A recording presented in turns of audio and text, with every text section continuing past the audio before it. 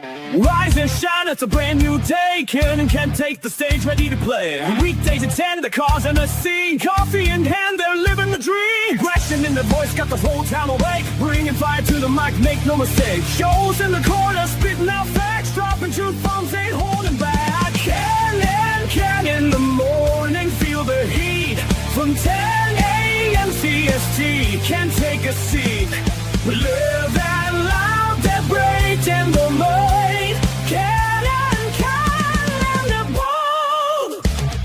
Light up your speakers, crank up the sound. They're talking about life upside down. Opinions exploded like a sonic blast. In the studio, they're built to last. With passion and grit, they engage and ignite. Every single week, their foes can't fight. From sports to politics, This is a Huddle Sports Network broadcast. You can find us on Roku TV, Amazon Fire TV, Facebook, and of course YouTube. Get all your NFL news here first.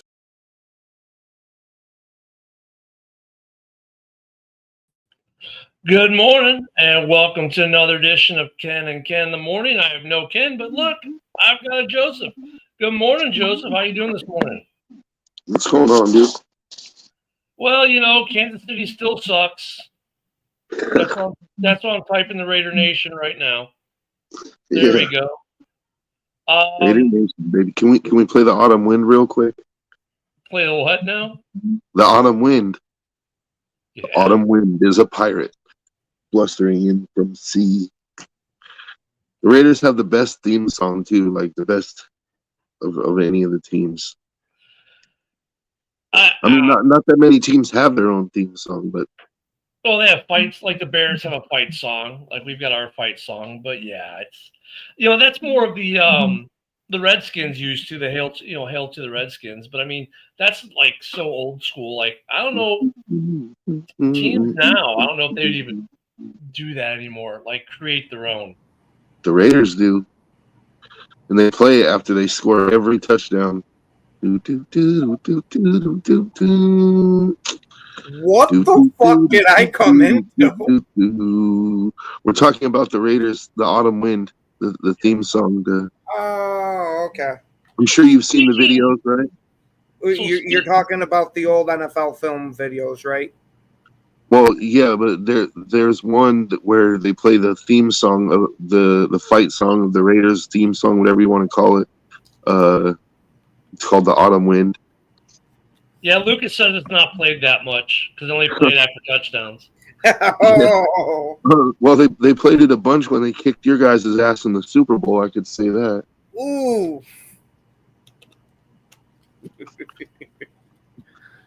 Who did they beat in the Super Bowl? Oh, the Raiders, yeah. They beat the Vikings. Yeah. They kicked the shit out of them, too. I didn't think back.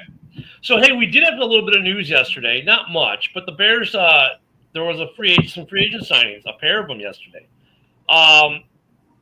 Trey Flowers is now a Bear. And Tanoa Kapasang, defensive end. Not the defensive end that Woody wanted, but another guy who was under Dennis Allen at one point. The Bears signed them. Also of note yesterday, Tyrann Mateo announced his retirement with the Saints officially, which I'm not really, surprised in a way. I mean, that team has got to do something, and this is just it gives them cap relief next year.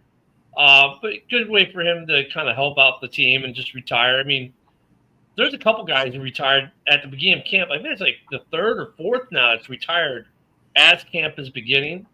Other news from camps yesterday that I saw, actually interesting in Chicago, because we all thought he was going to start the year out injured, is we have no injured tackles. They're all participating in camp, which means in Chicago, there is going to be a legit position battle for left tackle. Now, I saw too that Jalen Johnson had got injured and is supposed to miss a couple of weeks. What injury did he get? Because I didn't see what the injury was. They said they weren't going to get into it, but it happened during training. So probably a soft tissue injury. Maybe he strained something, pulled something, but they said it's going to take a couple of weeks to resolve. But it was something that happened in training, not like playing pickup basketball or something. At least that's what they're telling us. Okay, and it doesn't sound like it's going to be something that's going to be like a nagging type of thing. No, they're Okay. saying it's just like something that me tweak something in it, practicing or whatever. Good morning, Eric. Pretty much just needs to lay up and let the son bitch heal. Morning, Eric. Okay. Because Basically. I just saw that he was injured and was missing weeks. I had no idea because it didn't say what the injury was. And that may be why they brought in Trey Flowers a little bit, some relief in camp there, camp body. And then Braxton Jones being healthy was actually a little bit surprised. I didn't think, I don't think a lot of us thought he'd be ready for camp, but he is. Hey, they're Eric. like it's going to be a full-on position battle. In other injury news, I heard that Russell Wilson is going to miss a couple weeks with a strained vagina. Oh, see, I thought it was a pulled muscle while he was sitting in the cuck chair. Yeah, there are too many thoughts in camp. Yeah, I mean, they haven't really practiced yet. I mean, it's been reporting and press conferences, and guys not passing physicals or passing physicals. Some player movement. A couple guys retired yesterday. The Bears signed a pair of players. Of course, we've got the big news. Excuse me, it's so early. I know. See, Joe gets me started. We got Cincinnati with their problems with basically on the defensive side of the ball, not able to sign their draft pick or their stud. And then, of course, as promised today, we got to talk about what's going on in Atlanta with Penix and Cousins. And I want to start there because, we said we were going to talk about it. Yes, the news out of camp yesterday, that was it, guys. There really wasn't much. I mean, we could talk about Braxton Jones being healthy, but we did also get a new uniform drop from the Steelers. Did you guys happen to see that uniform? Every year there's like 5 or 6 uniform drops. I don't really pay attention. These look terrible. You remember the third Christopher Nolan Batman movie? Oh, it's worse than that. It looks like the Bane Batman movie there, where they're the Gotham Knights. It looks like they took those jerseys out of the movie and made it into a real life jersey. Oh yeah. At least in my opinion, they don't look the greatest. So hey, before we get in on Cousins, I got to ask you guys each a question. Did you guys both watch Quarterback yet? No. I'm with Joe again. Okay, it would have helped for sake of argument here. So after watching Quarterback, especially after watching Quarterback, I don't think Cousins is content to be the backup to Penix. I don't think there's going to be anything less than a full-on quarterback battle in Atlanta. And I think Cousins probably ends up winning it because he's probably a better NFL quarterback at this stage in his career. That's a spicy meat the balls. Yeah. Because what people forget last year before Cousins gets hurt, dude, he had already broken a couple Falcons passing records and quarterback records early on. I mean, the shoulder hit. He was coming back from the Achilles, which he was doing okay with. He was, he had his issues, but he worked through them. And then he took that in that Saints game. He took that shoulder hit, and that's where things went south. Dude, he's healed by now. His shoulder is fine. His Achilles is fine. They're getting a fully healthy Kirk Cousins this year. I don't think he's content being second fiddle there. There's going to be – because here's the thing. When they start practicing and Cousins starts throwing those ropes that he throws and Penix isn't matching him, the coaches are going to move to start the veteran quarterback who knows a thing or two about winning games. Yeah, Penix showed a hell of a lot of promise though last year. Because they were hitting the team bus. Did you forget Michael Penix? Like that dude throws 80-yard ropes. So I'm not forgetting Penix, but I think they're going to have a full on.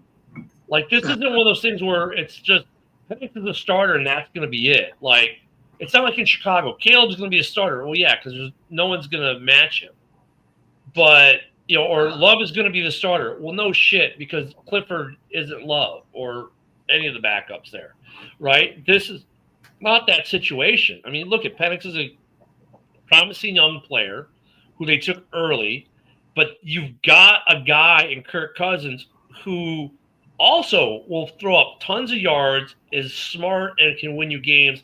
And the dude's work ethic is ridiculous, right? And he's not so full of himself. He's very introspective to where he will come to coach and say, hey, I think I'm having a problem with this. Am I right in assessing the situation?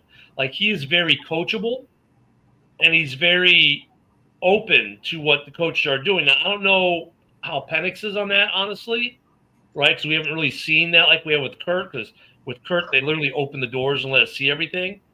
Yeah, Malik Willis is decent, just not the best awareness. I think Eric, my mouse doesn't want to move the comment. There we go. I mean, but the situation in Green Bay or like in Chicago or Detroit, like comparatively speaking, the quarterback situations there are easy. I think Atlanta has a little something. Now, look, it's not a bad situation for them to be in. They have two really good quarterbacks. So yeah, I think there's a battle there. I just think, though, if the competition is even close, that they're going to go with Penix over Cousins. Cousins has to take that job away in the battle. Mm-hmm. So if Cousins, I guess here's another question, because the speculation of Cousins being traded, he's got the big contract. First off, I mean, I'm trying to think of a team that would trade for Cousins at this point. Does Cousins have a no trade clause? I think he does have a no trade clause, but I don't see many teams that are going to want to sign up to take on that contract unless you're talking like some team that had playoff aspirations and their signal caller goes down early and hard. The Titans could. I don't know if I'm getting Cam Ward. Yeah. The Colts? Colts? They're going to give Richardson a chance. Oh, God. I think Danny Dimes is winning that one. Mm-hmm. The Colts could be a possibility. I mean, yeah. Because if I'm the Colts, I'm not stacking my future on any quarterback that's in that room. Nope. Here's the deal with the Falcons. Let me pull up their over the cap real quick. As soon as I get past the stupid ad thing, there we go. Okay, so right now they have we'll call it $5 million in cap, right? Cousins is $40 million. They can't cut him. If they cut him, they're $10 million minus in the cap, and have $50 million in dead money. Now next year, they can save $22.5 million by cutting them as soon as the season ends, or if they wait till post June 1st, they can save $35 million. Interesting. Okay, but Cousins, man, they're stuck with him for at least this year. They are stuck with him. There's no two ways about it. And even next year, they're somewhat stuck. Okay. Penix is a rookie deal. I believe he has a no trade clause, Brent. I believe. Man, the Browns are such a hot mess, though. These are, I mean. I was going to say, I don't know if I'd want to add another quarterback to that freaking room of 5 already? All right, so I'm trying to get through some of these comments. Like, what about the Saints? The Falcons are just waiting for a team that have a quarterback injury. He'd waive his no trade to start. And hey, good morning, Paul. Yeah, the Saints would be, a good place for him to go if they weren't a division rival. I don't know if I want to trade a starting quarterback to a division rival. You're not. You're not. No, the Saints cap space situation. The Saints cap is terrible. I don't know if they could afford him.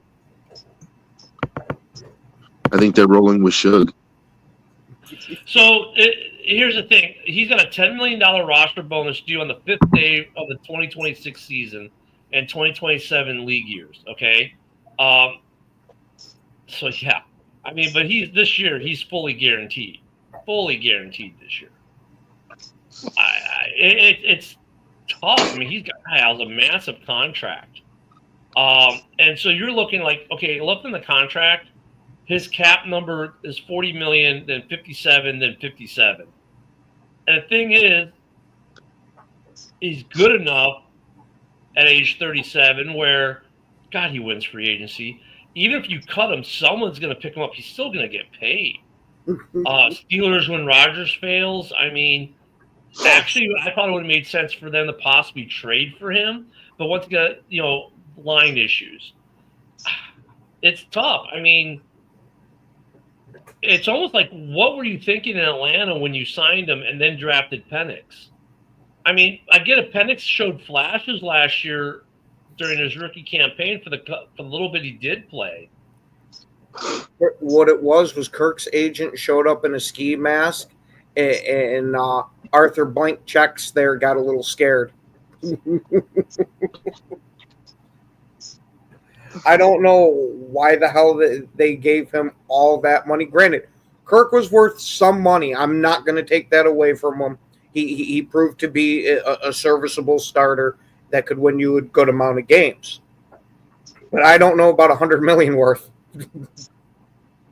I don't know. I mean, look at last year, Penix. Okay, so he only started. Well,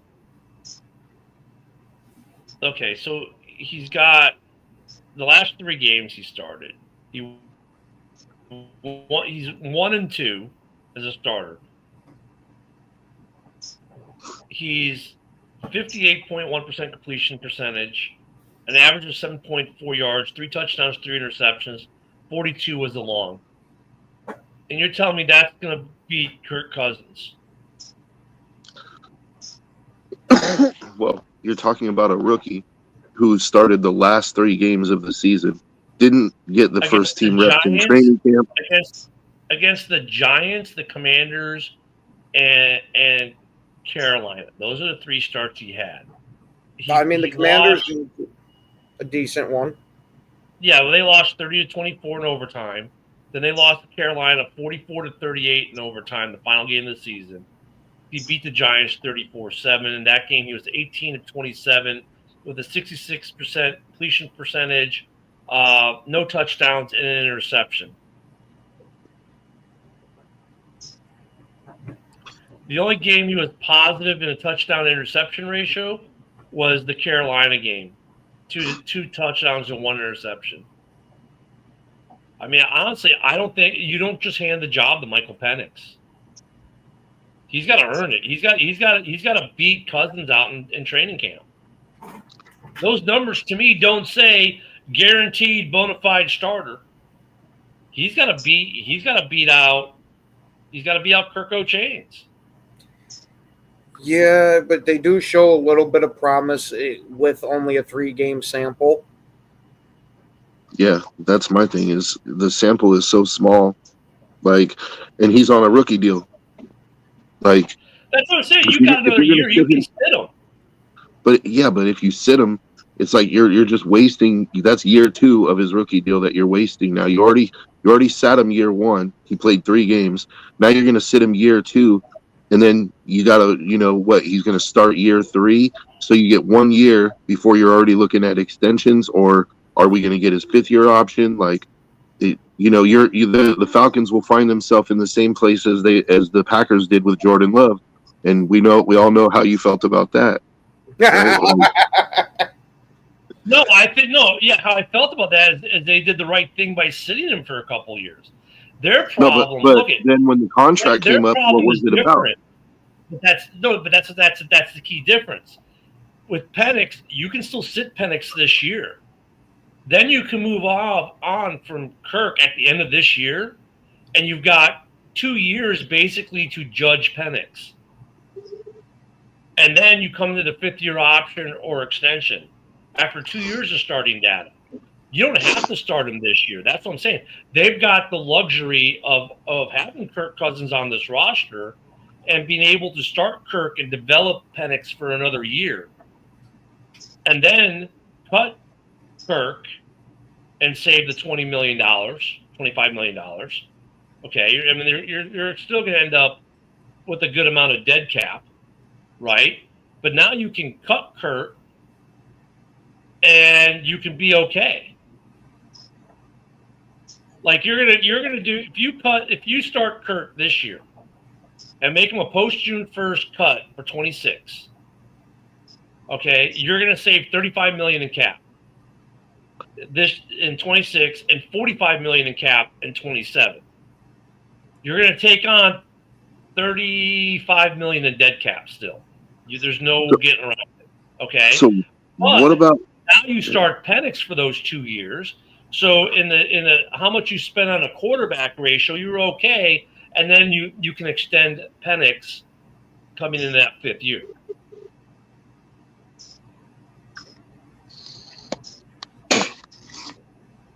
What about last year? Like what did Kirk do last year that makes you think that he's going to be better than Penix this year? That's my thing. Like, before the NOLA game when he got injured, the shoulder injury, or what's this look? You know, he beats Philadelphia in Philadelphia. What was that record before the injury? Let me see: 1-1, 2-2, 3-2, 4-2, 4-3, 5-3, 6-3 before the injury. He was 6-3 before the shoulder injury in NOLA. What did his numbers look like before that? Week 1, 16 of 26. Once he had a bad game against Pittsburgh, 1-2. Against Philly, though, he was 20 of 29 for 241, 69% completion, 2 touchdowns, no interceptions. The loss to Kansas City, they lost 22-17. He was 20 of 29 for 230, 69% completion, 1-1. Against the first NOLA game where he wasn't injured, 21 of 35 for 238, 60%, 0-1. Then you go to Tampa Bay. They win that one 36-30, 42 of 58 for 509, set a club record. 72.4% completion percentage, 4 touchdowns, 1 interception. Carolina, he was 19 30 for 225, 63.3, 1 touchdown, no interception.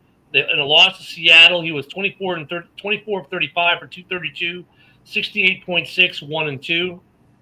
Beaten Tampa a second time, division rival. 23 of 29 for 276 with a 79.3 completion percentage, 4 touchdowns, no interceptions.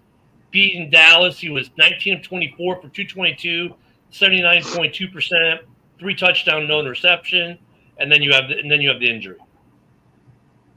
That's what I'm saying. Like, dude, I was going to say those numbers weren't terrible. Before he got hurt, Kirk was winning and putting up numbers.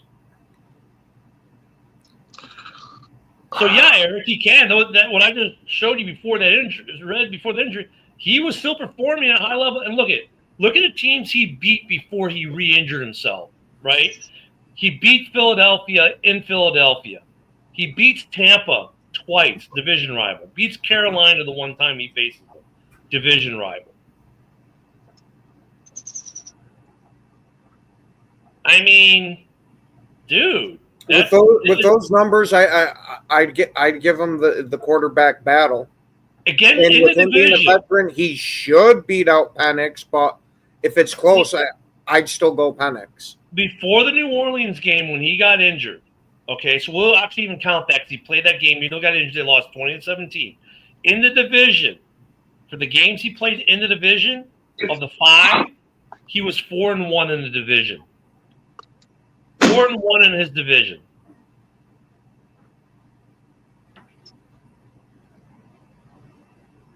Yeah, he's extremely serviceable. I just want to see what I got in Penix if I'm Atlanta. Like, well, sure, you're going to see what you got in Penix, but you can't. I don't think you anoint him anything right now. He's got to earn it. He's got to beat Cousins at camp. That's what I'm saying with this whole argument. It's not that. I mean, look, I think Cousins is actually the odds-on favorite to be the starter than Penix, to be honest with you. Penix has to beat Cousins. And maybe to a point, though, to be fair, Cousins needs to show that he's healthy and ready to go. So that gives Penix his opening. Yeah, because I can tell you a lot of fans in Atlanta are not happy with Kirk Cousins there. Now, granted, that could just be the fan overreaction because of all the hype they had once they got Kirk. Yeah. I can see that. And I think like a lot of people didn't realize things Like, that's where watching quarterback was pretty eye-opening about how his season went last year. You know, like, it was a tale of two cities. Like, they were rolling. And then he takes a shoulder injury in the NOLA game. And from that point forward, it went straight downhill. But they were 6-3. He had them in position. They were vying. They were right there in the thick of it for the division championship. And then that injury happened, and maybe he should have sat earlier. Is what they should have sat him after that injury, and maybe rolled with Penix for a couple weeks, and maybe tried to heal the shoulder so he could go if they made a playoff run. You know, but that's partially on the training staff, on Kirk, and on the coaches for not making that call. But it was a definitely you could see the difference before that NOLA hit where he hurt the shoulder and post. So if he's healthy, dude, I don't think you anoint Penix anything in Atlanta.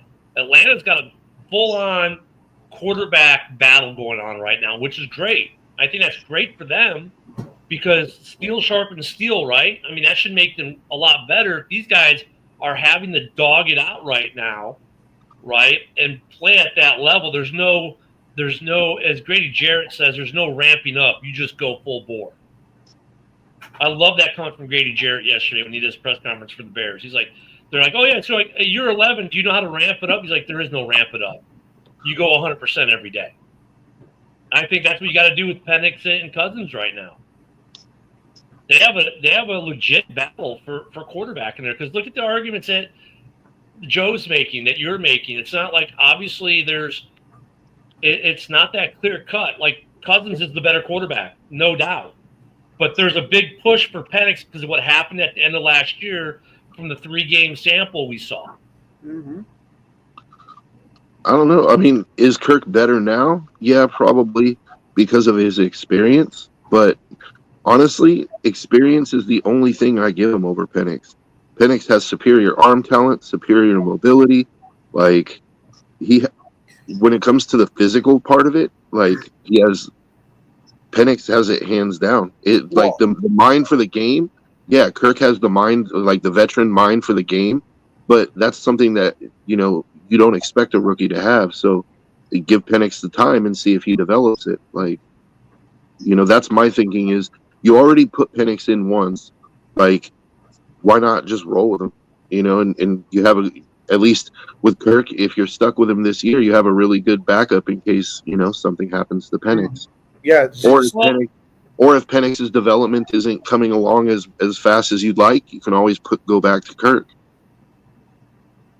Yeah, because I don't think you're going to hurt Kirk's confidence by sitting him on a bench. Especially with what he dealt with in the beginning of his career with the RG3 stuff. I think that he's one of the few guys that you could sit him and he'd come off the bench and still be his normal self. And you know what? I think Kirk would too. I think Kirk is one of those rare guys. Like, okay, if it's better for the team, but what's better for the team right now, I don't think is doing that. I think right now that what's better for the team is do what the Packers did: sit Penix behind Kirk for one more year, right? And look, if it goes off the rails with Kirk, right, mid-season, you can always make the substitution, and then it's easy to cut Kirk at the end of the year and take that cap savings. But honestly, they are in the same position the Packers were with Love and Rodgers. The only difference is they have a better out. They can literally, if they think Penix is ready to go season after the season, just cut him. Because unless Kirk wins the MVP this year, they can just cut him. And then I've got 2 years of Penix starting they're going to get before they have to make a decision on a long-term deal, unlike what happened with Love in Green Bay, where basically Gutekunst got 1 year of him starting and had to make a decision and had a market that was just absolutely crazy. So they did what they did, and we'll see if it works out in Green Bay, right? I mean, the jury's still out on that.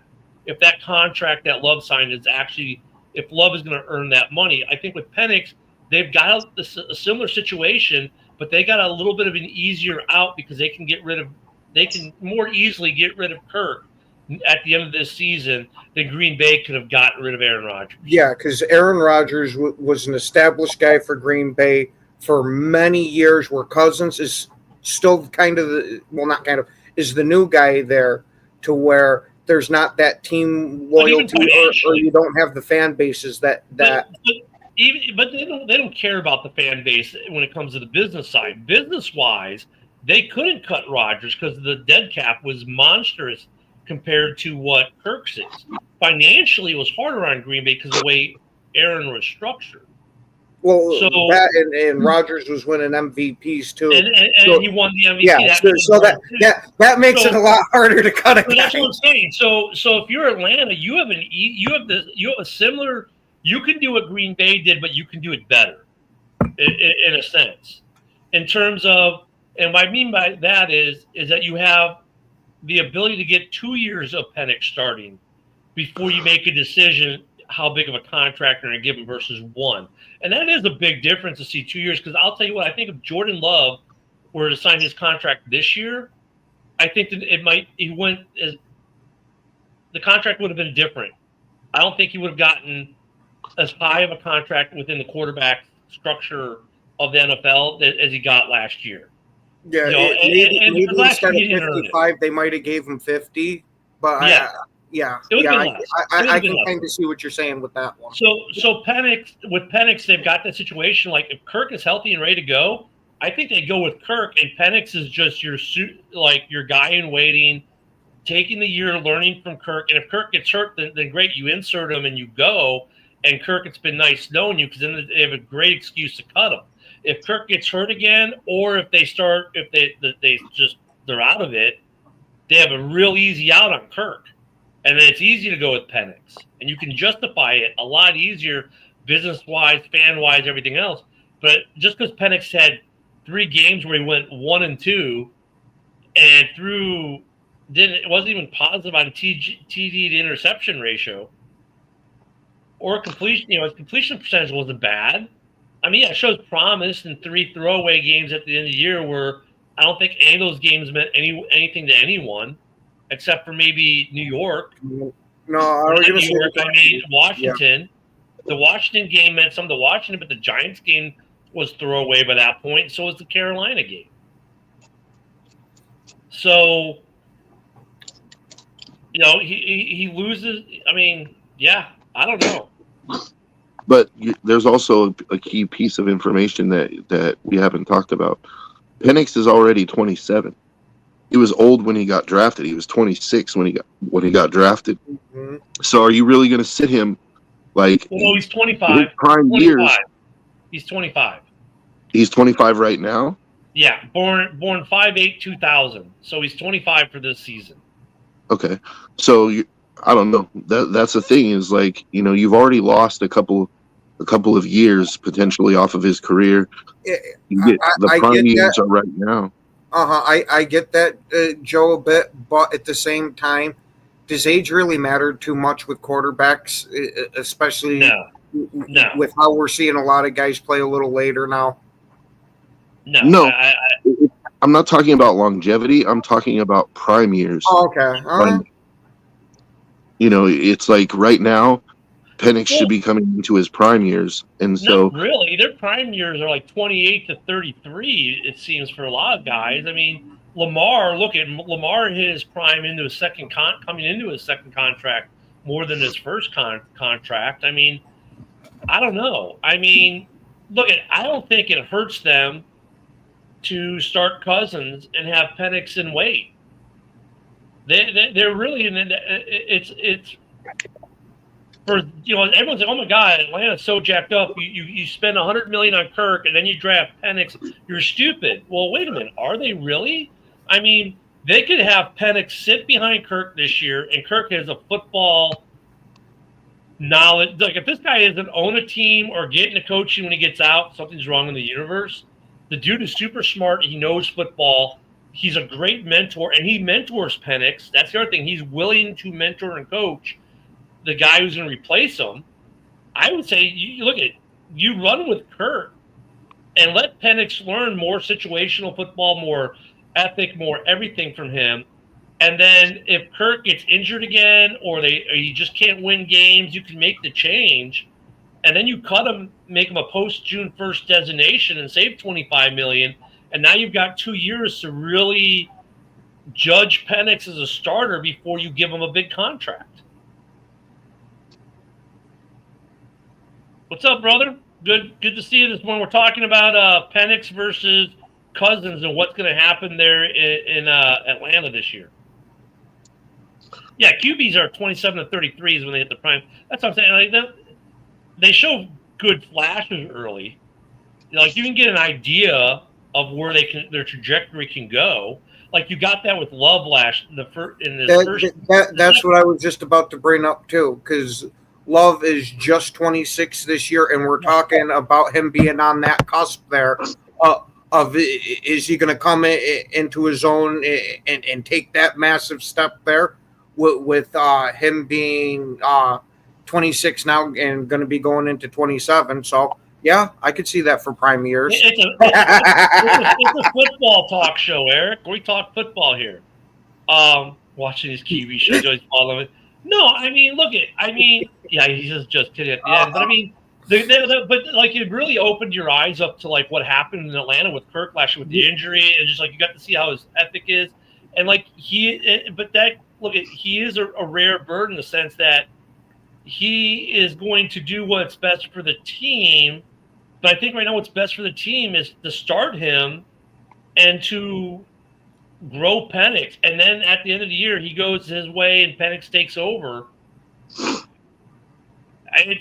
Love, I like the idea, though, of having the open battle there. Yeah. I was going to say, Eric, I know you were busting balls. Yeah, hey, you learn from the best.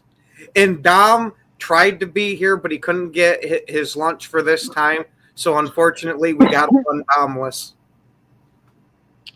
Love, well, the thing with Love,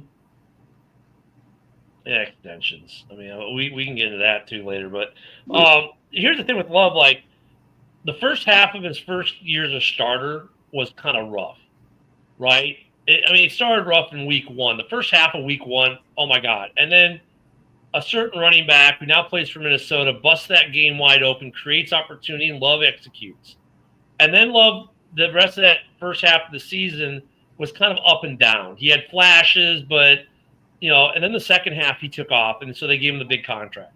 Last year it doesn't help that he gets hurt in week one. He comes back and plays pretty good, but he had a solid year, but not like a $55 million year, right? Yeah.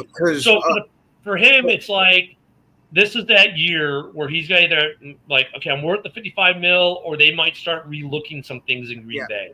In hindsight, they definitely should have sat him longer to recover from that injury. And believe me, I was one of those guys that, oh yeah, if the team doctors clear him, let him go out there and play. Because usually we wouldn't let guys come out unless they were 100%. But apparently it's different for quarterbacks. Well, that's what I'm saying. Like, you look at Love, he's getting to that age now where he's got some seasoning, in two ways. One, sitting behind Rodgers. Two, as a starter. He's battled through some injuries now. You should see him make that jump. Conversely, Justin Fields out there with the Jets is in that same territory now. The guy has not had a terrible career. The win-loss record doesn't necessarily reflect, but if you look at him individually, you've seen the growth in Fields. We'll see where he goes this year. He's another quarterback and that's why his contract was a 2-year, $40 million. If he could break out this year finally and show that he's a starting NFL quarterback for the long term, or he's going to fizzle out in that's New York, right? What I was about to say. I think this is his last opportunity for as a starter. Yeah. So I mean, and that's what we get with these guys. So like, give Penix the opportunity to learn behind Kirk, who's still, if healthy, more than serviceable and going to win you a lot of games. I mean, yeah, John's got some. That's true. You know what though? John says it jokingly, but there's a lot of truth to that.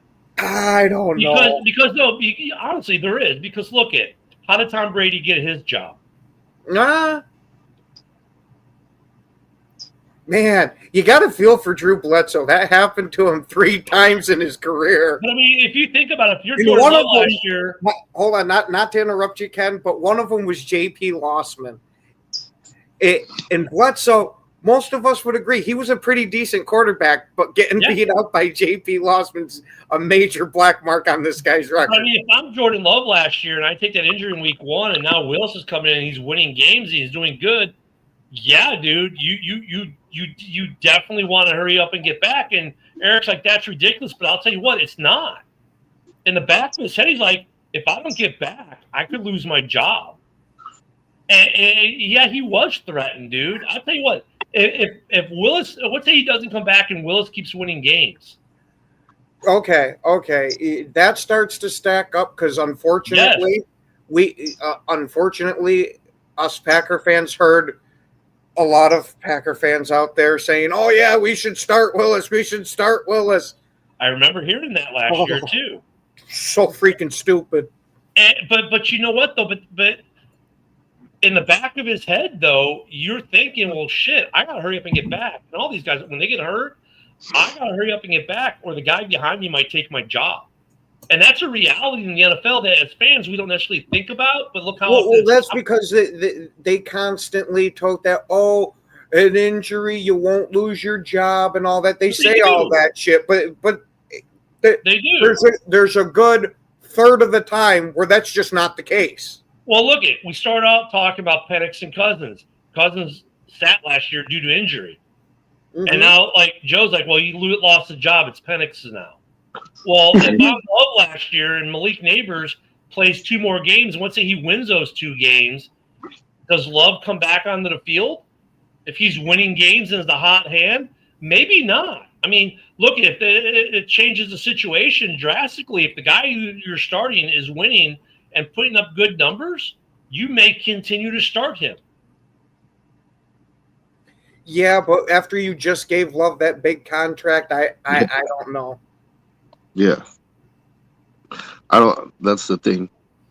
I don't think Love is too worried. Hold on a second, Joey. I don't want to cut you off, but before you go there, really, because the last example we used, they had just paid the guy one of the biggest contracts in NFL history at quarterback, and they sure as hell benched him for Tom Brady. The money doesn't matter. His injury was pretty rough. Matt Flynn is the guy you're thinking of. Matt Flynn. I mean, look, I know as a fan you're going to say Love is my guy no matter what, blah, blah, blah, blah. But if he doesn't come back last year and Malik Willis is winning games, in the back of his head, he's thinking, I'm going to lose my job. If he was out for the whole year and Malik started and won the majority of those games, I could definitely see your argument a little more. But even at that point, the argument is, why did he come back so soon? Mm-mm. Because that's in the back of his head. I got to come back or I might lose my job. See, look, if Love comes back and they lose some close games, it's not the impact against Love is not huge. If he doesn't come back and they let's say he misses 3 more games, they go 2-1 in those games, he may not get the start right away. You see what I'm saying? But if he comes back and they go 1-2, it's different. It's weird. I get it, but it's different. Because if Malik Willis is winning games, maybe he doesn't get the starting job back. That's in his head. Right? So I mean, yeah, that's why maybe he didn't sit as long as he should have last year to heal himself, and why many players do not. Why didn't Kirk Cousins, after he gets injured in the NOLA game and he knew the shoulder was a problem, was telling the trainers and the coach, why didn't they sit him for 3 weeks? Because he doesn't want to lose his job. No, it's because he thought his shoulder was Oakley Dokley. No, he knew he was hurt. He knew he was hurt. I figured you'd like that one, Joe. Yeah, I like it, but I mean, he knew he was hurt. He even said so, and the coaches knew. And up until they decided to make the change, he was still preparing to start. Because he knows the second I don't start, I could lose my job. So that's why Love hurried back last year. That's why players always hurry back. So, I mean, that's just the reality of the NFL. I mean, who knows? You know, if Love doesn't come back, does Willis win 2 or 3 more games and make it an interesting battle in Green Bay? Or does he become the next guy who fleeces some team, is going to overpay for a former backup, like a Matt Flynn situation? Maybe. I don't know. But, I mean, that's why the guys don't sit. So, I mean, but if you going back to Atlanta, legit quarterback battle in Atlanta this offseason. I don't think Penix is guaranteed to be anything right now. Besides have a spot on the roster, that's his only guarantee. He has a roster spot, and same for Kirk Cousins. And they're going to have to earn it. And then if Kirk doesn't win that battle, and Penix is the starter, now you get the idea of, well, do you trade Kirk? Is Kirk going to get traded? And that starts a whole different conversation. I don't think anyone's anointed anything in Atlanta right now.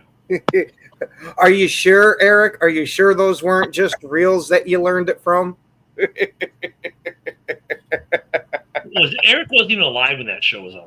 Absolutely not. Shit, I don't even know if I was alive when it originally aired. What year were you born? 90. No, you weren't. Uh-huh. It's been on since the 80s. I was going to say, because I watched it on Nick at Night. Dude, Joe and I were alive for First Drugs.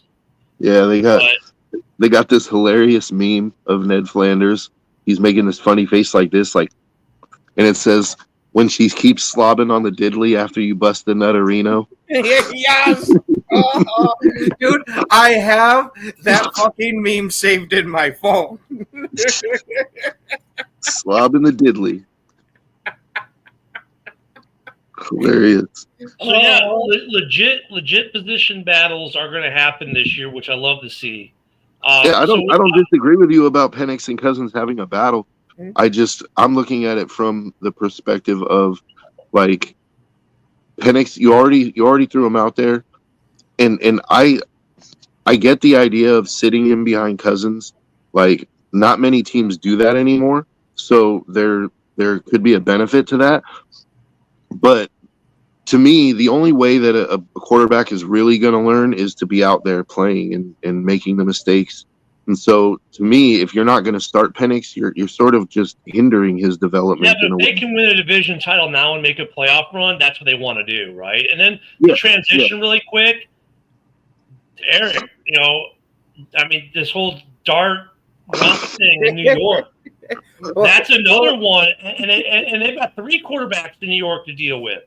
Well, right?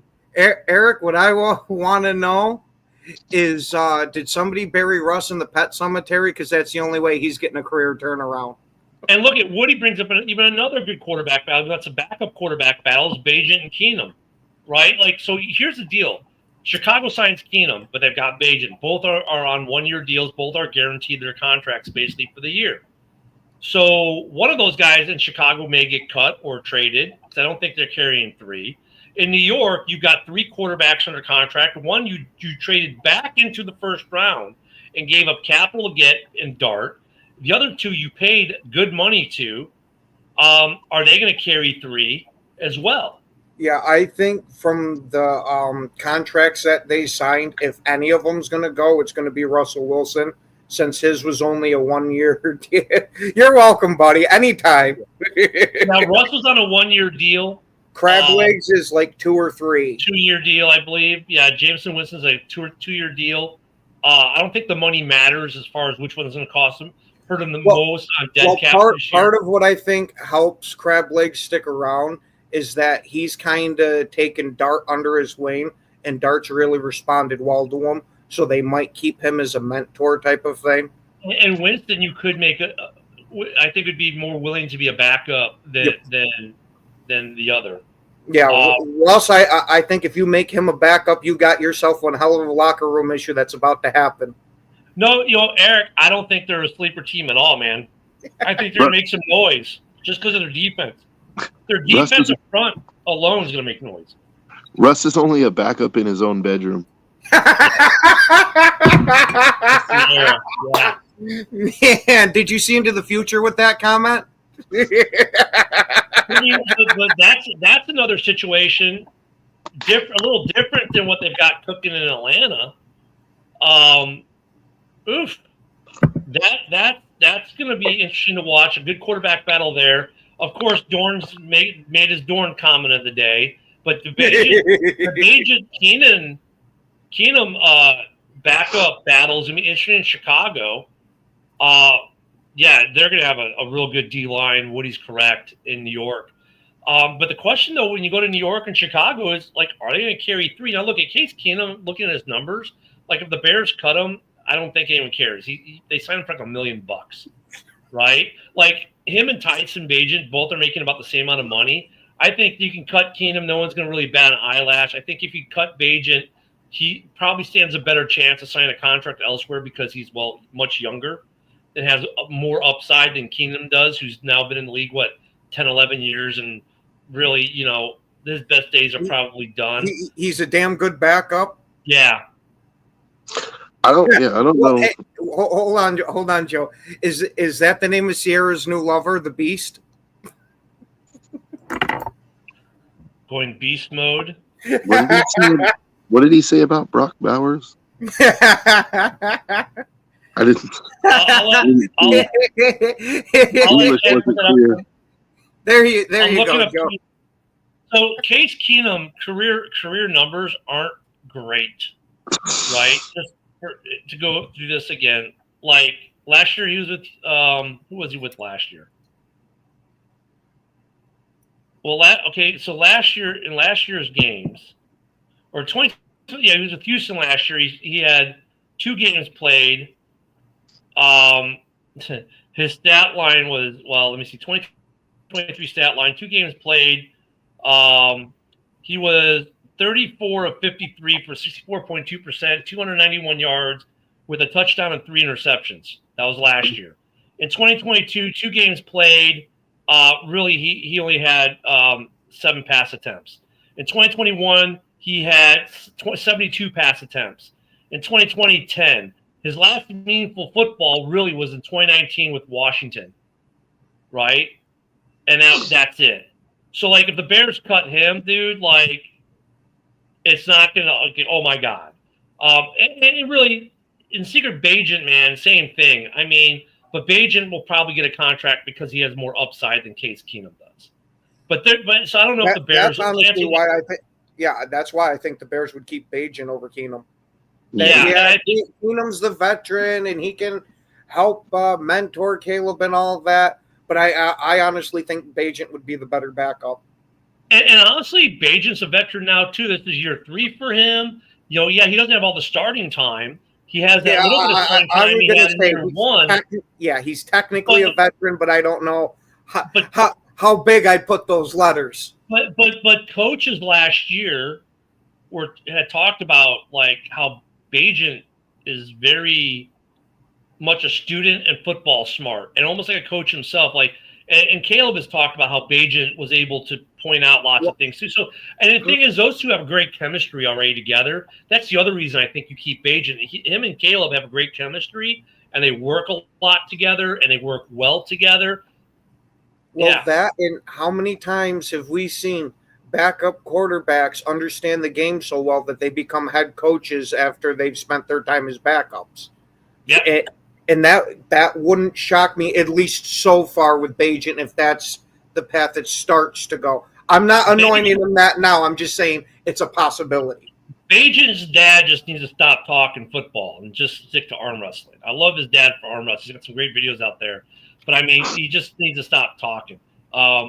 Wait, hold on. You're telling me you don't take what players' fathers say as the gospel? No, I don't. No. Shit. But New York is also going to be a very interesting situation to watch in their quarterback room. And actually, we haven't talked about it much, but so in a weird way, so is Cleveland. They got a very interesting quarterback situation there. I've been hearing that Gabriel or whatever the hell that quarterback they took before Sanders, that he very well might be the one that gets caught. They got 5 quarterbacks on the roster. Yep. Deshaun Watson, though, is not going to count because he'll be out the whole year for injury, it looks like. Would he pull it too hard at the massage table? Yeah, no, I think his time in Cleveland's effectively over. But Sanders, well, we'll see if he goes the Argonauts or not, because the Argonauts, I guess, can select him, and Cleveland can do nothing about it. From what we've been hearing, I mean, that a whole weird rule that JB talks about with the Canadian Football League is interesting.